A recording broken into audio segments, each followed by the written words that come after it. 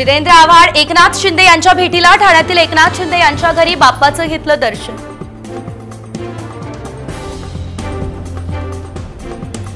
संभाजीनगरमध्ये संदीपान भुमरे आणि चंद्रकांत खैरे भिडले।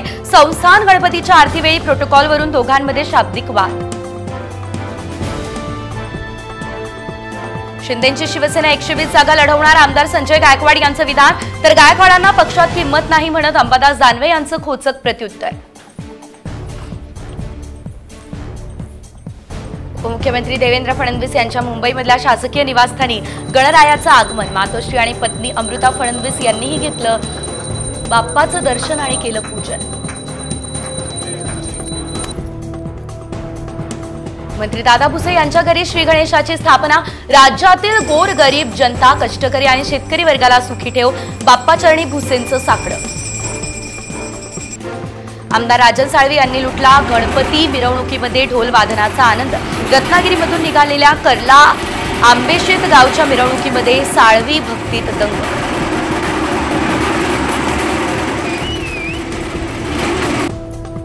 अभिनेता शिव ठाकरेच्या घरी वाजत गाजत गणरायाचं आगमन। शिवचा कुटुंबासोबत भन्नाट डान्स, तर कमरेला ढोल बांधत लुटला ढोल वाजवण्याचा आनंद।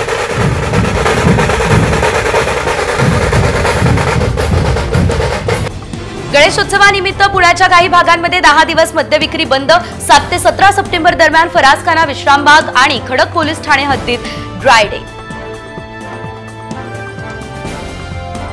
कोलकाताच्या स्वीट मार्टमध्ये बाप्पासाठी भला मोठा लाडू, ड्रायफ्रुट्सने भरलेल्या 500 किलो लाडवाचा बाप्पाला नैवेद्य।